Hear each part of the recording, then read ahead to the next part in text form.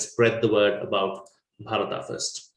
Well, election results were declared on Thursday, and we saw a wave of saffron really across the country, really, as far as 5 states that went to polls. 4 of them were swept by the BJP, and the 5th one was swept by the Aam Aadmi Party, which was Punjab. What do these results mean, and what kind of an implication it's going to have really as far as the rest of the country is concerned? That's what we're going to analyze in this edition of Big Picture. And joining me on the program right now is KB Prasad, senior journalist. He's been tracking elections and tracking politics for a few decades now. So, Mr. Prasad, welcome, and nice to have you on the program.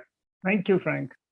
So how would you look into the elections, the 5 state elections? We saw BJP sweeping Uttar Pradesh, coming back to power. Of course, it's not as big as a victory as last time, but it's still a mammoth victory. And they've done something that no other party has done before.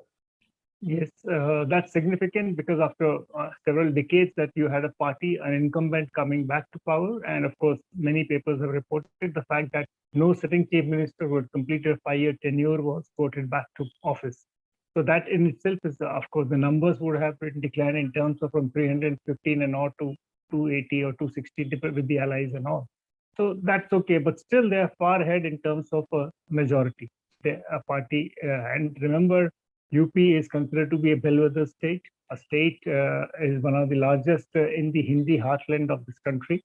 And it's very fashionable to say and remind every time in politics that Indian prime ministers have traditionally been coming from the state of Uttar Pradesh, traditionally, barring Mr. Devagowda when he came, or Narasimha Rao, and I.K. Gujral, if I were to take you on a different.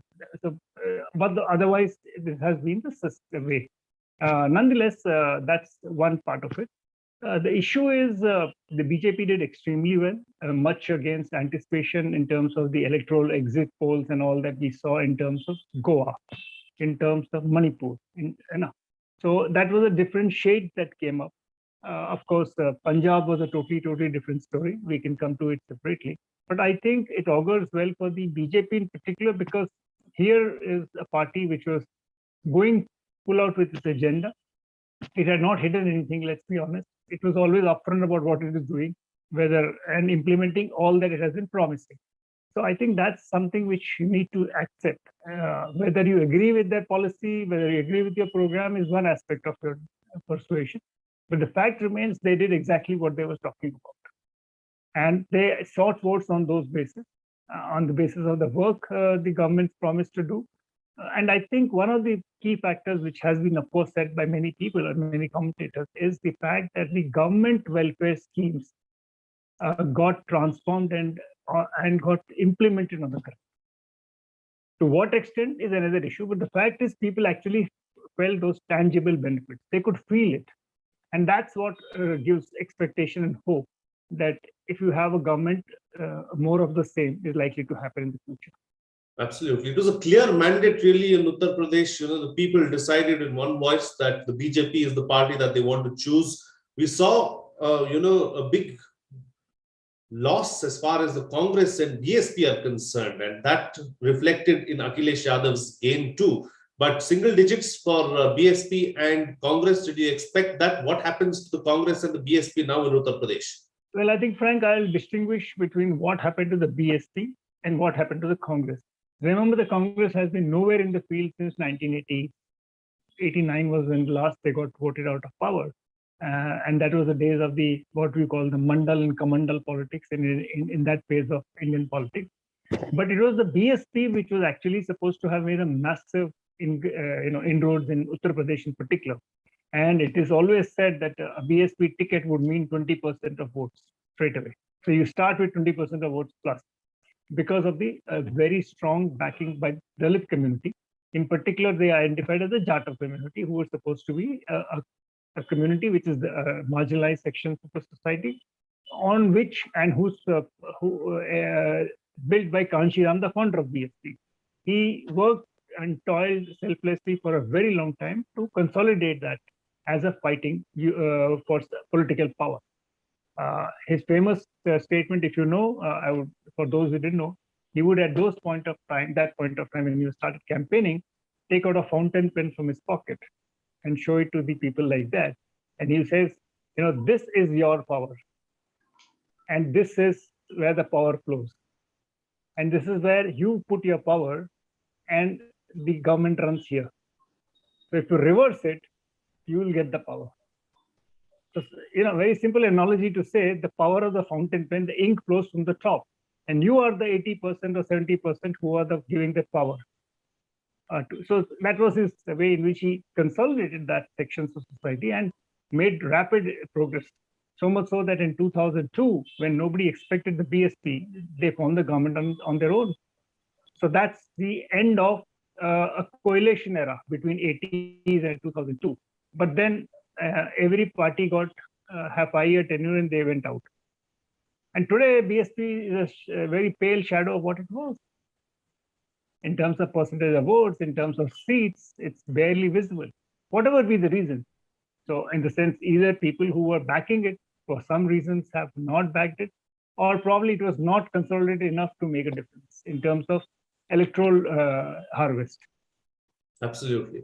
Absolutely. Let me welcome on the program Parsa Venkateshwar Rao Jr. as well, senior journalist joining us on the program. Parsa, we're discussing about the UP elections and, how the parties have done.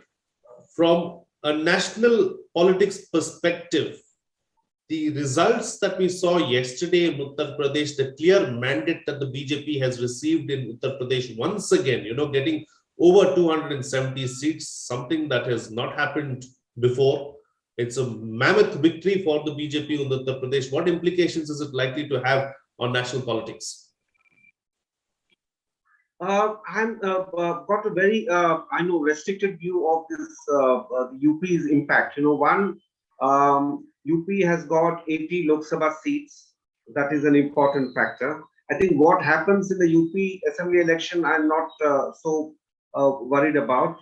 But the 80 assembly seats, parliament seats from Lok Sabha, how many will BJP be able to win? In the last 2 elections, that is 2014 and 19, they scored 73 and then in 64 in the 2019 elections. So that advantage they will have, if they are able to repeat that performance. And going by the assembly elections, it looks like that they will touch another 60 to 70 seats in the Lok Sabha also in 2024. So that's a big advantage for them. But I do not think UP can serve as a model for other assembly parliament constituencies in the rest of the country. I do not think it would influence either Rajasthan, the other major Hindi heartland thing, or Bihar or Madhya Pradesh, where the UP vote, assembly vote, or BJP's victory in the UP's assembly will have an impact on how BJP voter will vote for the party in MP, Bihar, and Rajasthan. That's what I feel. It's got a limited thing, I think, but the impact on the 80 Lok Sabha seats that will help them. It gives us a lead. Perhaps they will win more seats. But if you look at this particular election, I think contest from the SP even in the parliamentary election. It's not to be written off. It's not like that they will win 80 out of 80, or they will win like they did in 2014, 73 out of 80. I think it might still linger over 60 to 65. So those 10-15 seats which remain open perhaps will be taken by RLD, by SP. Of course, I do not think it will have any benefit for BSP or Congress. Absolutely. Let's move on from Uttar Pradesh now. Let's talk about Uttarakhand as well. We saw the BJP coming back to power, retaining power in Uttarakhand too, and by a very comfortable margin. The sitting chief minister, however, did not do too well. He lost his seat, so that's going to be a bit of a problem as far as the BJP is concerned. But would you say that at some level it is the magic of the prime minister too that is working at the states? Well, today some articles have appeared analyzing, when I say today as of day, not necessarily newspapers, but I just gathered that seem to have suggest a similar line of thinking, that states in particular Uttar Pradesh and also Uttarakhand, where the incumbent government was finding it difficult to, convince, or was tight, in a tight corner race. The presence of Prime Minister and his campaign turned the tables onto the opposition. So that's an empirical evidence. We'll have to study the details as you go along, and stuff. But that's a perception. That's one thing. In Uttarakhand, I think you must also give it to the BJP. As a party, it's always constantly looking at development and not willing to rest its oars. One, they changed chief ministers when they found the chief minister unable to pull the government out of where it was heading into. Of course, they had to do 2 chief ministers quickly, but that one was more technical in terms, because they could not get the second chief minister elected to the House due to the election schedule already being worked out, and so on and so forth. Constitutional requirement of 6 months not being following and all that. So they brought in Mr. Dhami. Congress, which was raring to come back to power, I think they had their own internal squabbles. And the man leading the front, Mr. Harish Rawat, who in Delhi also lost, and the former chief minister, was caught up in Punjab till November. He had so much so, he had officially requested the Congress to relinquish him of the Punjab charge so that he can start working in his home state. So there was a muddled way in which you thought. You had issues within the internal squabbling. And of course, let us, as I said, BJP, it just keeps working on it. It doesn't stay quiet.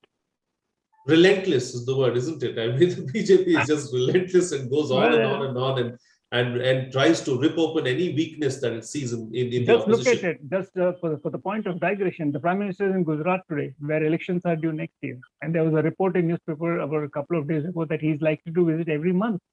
The Home Minister was in Tripura, where elections are next year. So you see, you're already getting ready for it. Absolutely. And everybody else is playing catch up. So, Parsa, talking about internal squabbles, we saw quite a few of them in Punjab as well, as far as the Congress was concerned, with, Navjot Singh Sidhu and Channi and all the others too joining in the fray. Surprised with the way Punjab went, Aam Aadmi Party winning very, very comfortably, a massive majority there for the Aam Aadmi Party. You must remember that the preparation of AAP started in 2017, where they failed, and from then on, I don't think they have not been publicizing what they were doing on the ground of keeping themselves alert, going out and reaching out to people. So behind the 2022 victory, I think there's quite a bit of groundwork which has been done for the last 5 years. I feel it was not a sudden thing. And also the other parties, like what happens with the BJP in other states, that the opposition is not only split, but in some ways discredited. In Punjab, it has happened that the Congress discredited itself, the Akalis discredited themselves. So suddenly there was a vacuum. And I think AAP very cleverly and very intelligently stepped into that vacuum. I think BJP would have liked to do it, but BJP's association with Akali Dal for such a long time would have been a disadvantage. And secondly, BJP's Hindutva baggage would be a disadvantage in Punjab's communal and caste politics. So I think BJP will need time to sort of work out their strategy in Punjab. I think AAP was ready to jump in, and the time was opportune. Parsa, a follow-up question now, is this victory of the Aam Aadmi Party in Punjab going to have any bearings in Delhi? Are we going to see a more resilient Arvind Kejriwal now trying to take on the center? We saw him doing that initially, but then immediately took a backseat because he realized that, that was not the best way to deal with things. But is this now going to make him a little more adventurous? I do not think so. I think Arvind Kejriwal has learned to be a good politician, as a good tactician. He avoids confrontation as a matter of policy with the BJP. He knows that it is only a dead end, and at the end of it, the center will prevail because the powers and the laws are such that the center prevails over the Delhi government. So what he has done is that he really sidesteps all the prickly issues. And then more or less, Arvind Kejriwal's ideological approach and BJP's ideological approach seem to be similar on the question of nationalism. both are intensely nationalist, and they sidestep the issue of the minorities' rights and all that. He doesn't go there. He doesn't speak about that. And then he looks at governance. One plus point with AAP is that he focuses on governance. And then whenever necessary, he can outdo the BJP in this nationalist rhetoric and even in the religious sentiment. You know, he went and did that Ram Navami, the puja to Sri Ram and all that. He went to Ayodhya. He's telling BJP, look, whatever you do on the Hindutva front, I can do as much and perhaps better than you. Right. Right. Okay, let's move on now to the other state, another important state, of course, always neglected in the Northeast. K.V. Prasad, BJP coming back to, winning comfortably in Manipur as well. And we've seen traditionally, of course, in the past, BJP hasn't done too well in the Northeast, but the tide is changing now, even in the Northeast. They're doing comfortably well in many of the states there too. Yeah, I'll come to that. Before that, I just want to add one to what Parsa had said on Punjab. People in Punjab were looking for a change from the bipolar politics. They were actually fed up with Akalis and Congress alternating between power, and they felt more of the same if one of them won the other side. So I think that was one reason. And as he said, AAP fitted the bill because they were the other party, which got squeezed out last time, thanks to the big three joining hands and trying to deny the political space to AAP. That having been said, I think, yes, Northeast is important. And remember, the BJP outreach to Northeast began much before the change of government in 2014. And then they set up the NEDA, Northeast Development Alliance, and gave the task force to somebody as influential and as a person who known for his organizational skill, Himanta Biswal Sarma, who is the Chief Minister of Assam today. So it was his job to go around and rally support for the BJP. Of course, today you have the BJP government in Tripura, you have the BJP government in Manipur, which was voted back to power. It's trying to work out the area. So BJP is concentrating, and because they understood the factor, they listened to the issues of Manipur. For instance, inner line permit had been restored recently. That was a demand for a dominant community. The issue of Armed Forces Special Powers Act, which some sections wanted to be repealed. BJP did not say a word about it in the manifesto. The Congress had promised it's going to do away with it. And if I were to jog your memory back, in the year 2002, 2003, that became a big issue, so much so that the Manmohan Singh government had to do two things. One, the Ikram Ovir Singh government had done away with the APSA from the municipal limits of Imphal city and had to hand back the Kangla port, which is a traditional emotional issue for people of Manipur. Now, this issue was fought on development, the hills, and a lot of other stuff. So I think BJP understood what the area is all about for them and played accordingly. So they did not go into the issue of the Naga Accord and other issues which could create a lot of issues. So they kind of looked at it. But I would like to characterize one issue that we need to watch out from this distance is how the NPP, the National People Party of Conrad Sangma, because it won a sizable number of seats. It was a part of the alliance in Manipur, but fought separately. Absolutely. And they have aspirations to go beyond Meghalaya, where they are in government, and were in government in the Biren Singh's government in Manipur, and have a presence in Arunachal. So watch out. Absolutely. We'll have to watch out on that and see where it goes. But from Manipur coming to Goa now, Parsa, Goa, the government was facing anti-incumbency. There was a thought that the BJP might not do too well in Goa this time around, but BJP getting to the halfway mark, doing much better than how they performed in the previous election. They were at 13, this time around 20. So comfortably, sailing through in Goa as well. So what seemed to have worked?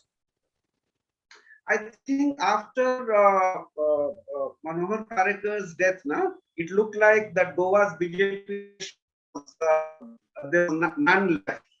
But what the BJP in Goa did was sheer diligence.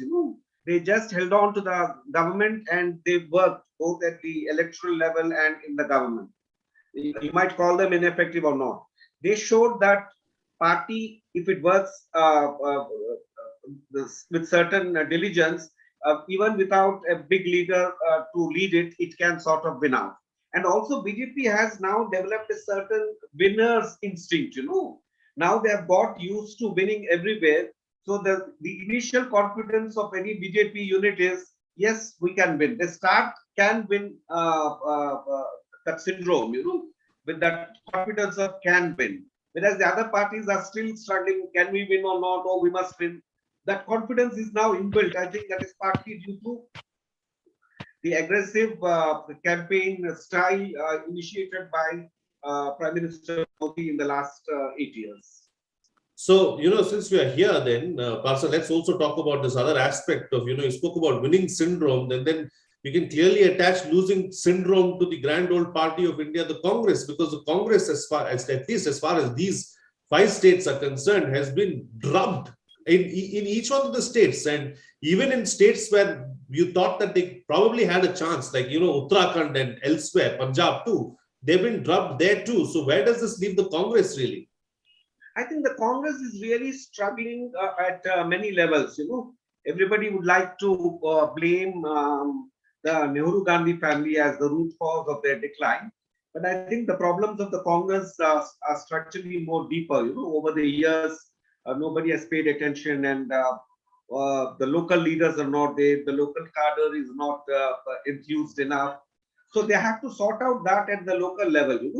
Nobody can. They all look to the central leadership to do things for them. That is not happening. And also, what has happened now is the real fact, the harsh fact is the Nehru Gandhis